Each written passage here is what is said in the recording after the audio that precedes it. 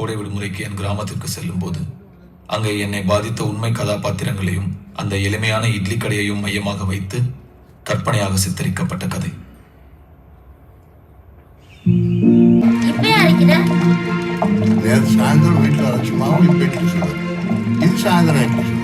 எனக்கு நினைவு தெரிஞ்ச நாள்ல இருந்து முக்காவாசி மெமரிஸ் என் அப்பா ஆட்டுக்கல்ல மாவு அரைச்சிட்டு இருக்கிற மாதிரி தான். 2 மணி நேரம் நிறுத்தாம